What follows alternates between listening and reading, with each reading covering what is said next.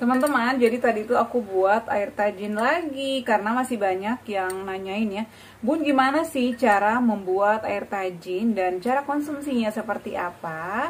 Jadi air tajin ini bisa dikonsumsi oleh pejuang asam lambung, ini banyak banget manfaatnya, bisa untuk sembelit ya, untuk diare, untuk menenangkan pikiran, untuk menyembuhkan sakit kepala dan masih banyak khasiat yang lainnya. Di video kali ini aku bakal kasih tahu cara buatnya seperti apa ya. Pastikan kalian nonton videonya sampai selesai, bantu aku subscribe, like, komen, dan share.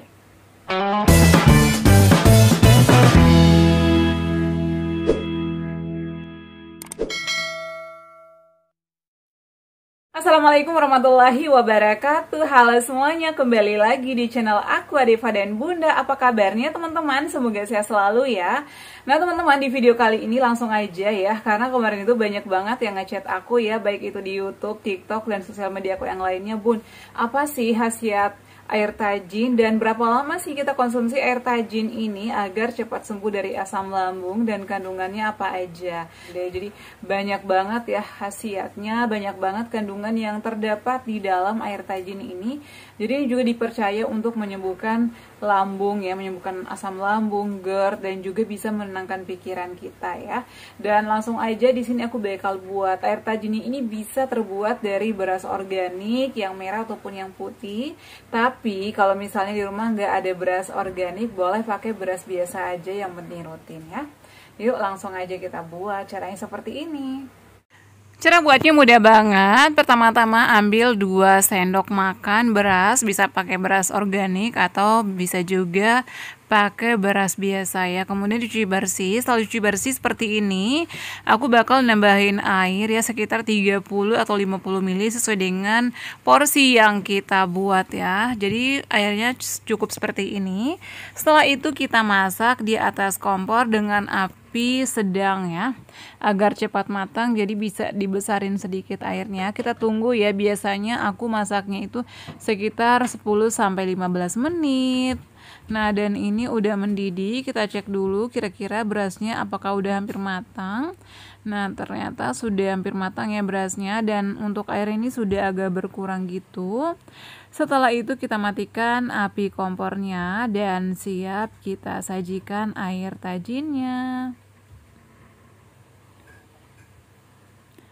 Dan ini dia udah siapin gelas, bisa pakai mangkok ya. Aku biasanya kalau mau cepat dingin itu pakai mangkok juga boleh ya, lebih cepat dingin.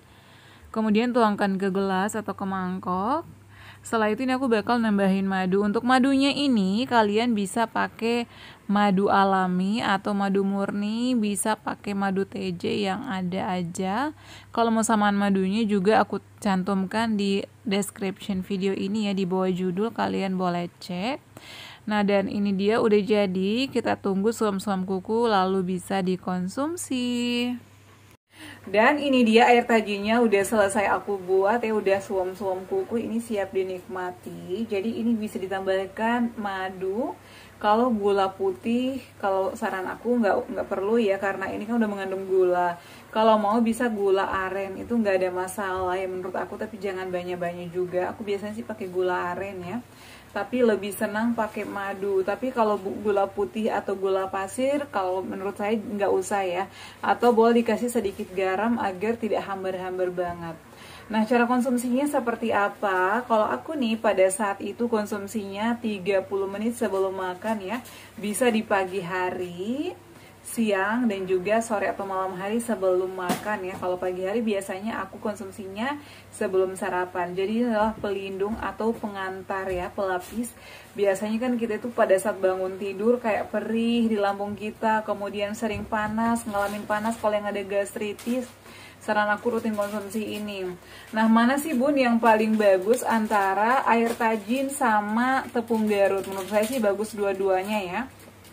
Jadi tergantung kondisi kita. Nah, kalau misalnya nih aku lagi kayak diare, kalau ataupun mungkin kayak sembelit, ya susah BAB, kadang biasanya udah berjam-jam nongkrong nggak mau keluar ya.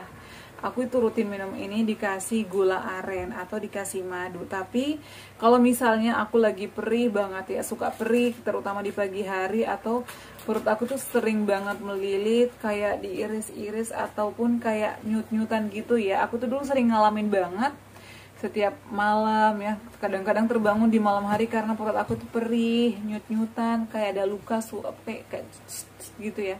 Aku tuh konsumsinya tepung Garut. Jadi menurut aku ini sama-sama khasiatnya bagus. Ini juga bisa menyembuhkan. Biasanya berapa lama sih Bun kita sembuh dari asam lambung setelah rutin? Jadi itu tergantung dari kondisi masing-masing orang. Ada yang rutin konsumsi ini misalnya 3 bulan udah sembuh. Ada juga yang sampai bertahun-tahun ya. Jadi saran aku kalau mau ikhtiar sama ini, boleh-boleh aja. Tapi caranya sambil ikhtiar kita juga sambil memperhatikan pola makan kita ya. Misalnya atur jadwal makan 2 jam sekali tapi sering.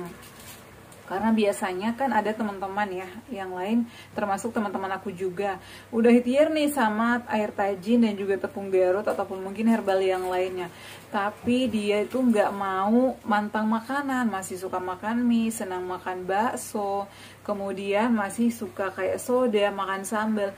Itu menurut aku itu sama aja ya, sama aja bohong. Jadi hasilnya itu bakalan lama, bahkan akan sering kambuh. Jadi sambil kita ikhtiar ya, konsumsi air tajin, jadi makanannya juga dipantang. Dipantang di sini bukan misalnya nggak boleh makan apa-apa, harus nasi putih doang, enggak.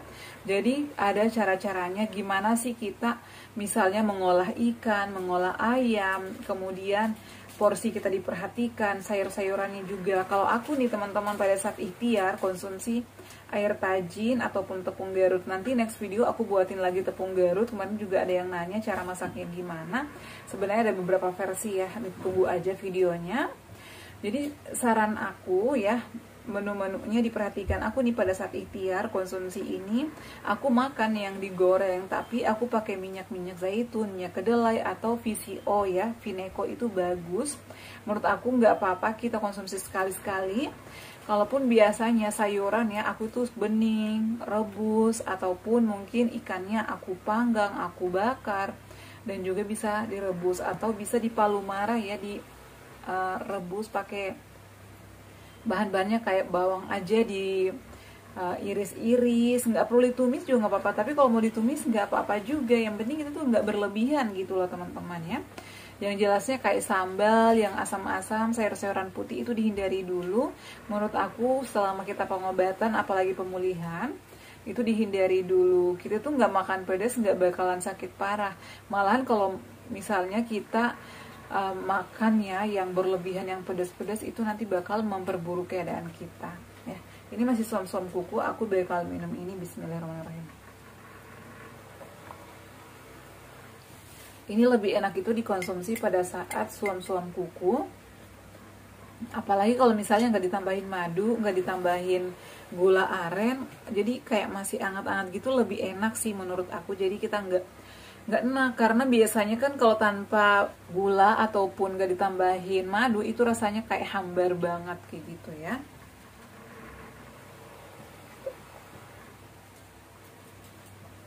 Jadi kandungannya banyak, yang penting aman. Kemarin juga ada yang nanya kalau misalnya penyakit gula boleh nggak sih Bun konsumsi ini? Menurut aku sih boleh, bisa diganti dengan beras merah ya. Ganti beras merah, kemudian ditambahin madu aja, boleh madu murni atau madu alami kayak gitu ya, nggak usah ditambahin gula aren. Kalau nggak mau pakai beras yang putih, pakai beras merah aja, nggak apa-apa ya. Bisa yang organik, bisa juga yang kita masak sehari-hari, itu nggak ada masalah ya. Menurut aku sih khasiatnya hampir sama. Kenapa aku menyarankan biasanya organik lebih bagus?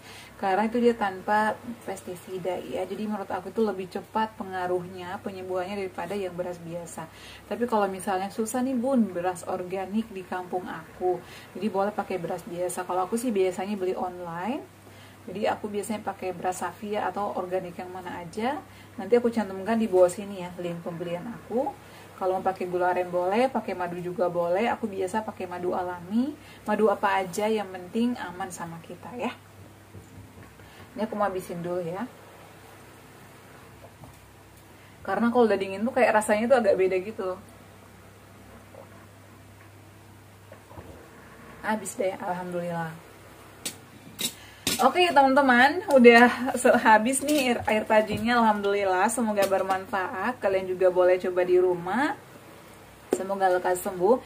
Apalagi nih yang masih sulit tidur, yang sembelit, susah BAB, dan ataupun juga yang diare, ini bisa dibantu sama ini. Tapi kalau misalnya kalian lagi diare, aku sarankan konsumsi ini hangat-hangat kuku, dikasih madu, tapi makannya nasi ya, nasi yang padat, agar itu ada seratnya. Biasanya kan yang sakit itu nggak mau makan nasi, maunya yang lembek-lembek. Jadi kalau saran aku, kalau lagi diare, selain minum air tajin, makannya harus nasi. Nasi itu padat, jadi bisa BAB kita juga nggak cair terus, jadi nanti bakalan cepat sembuhnya. Kemudian aku sarankan juga minum air tajin. Kalau nggak mau air tajin, bisa pakai air gula ya, ambil air hangat, kemudian diaduk pakai gula putih, kemudian bisa dikasih teh tubruk ya, teh tubruk. Kalau nggak mau pakai teh juga nggak apa-apa, pakai gula putih aja, seperti itu ya.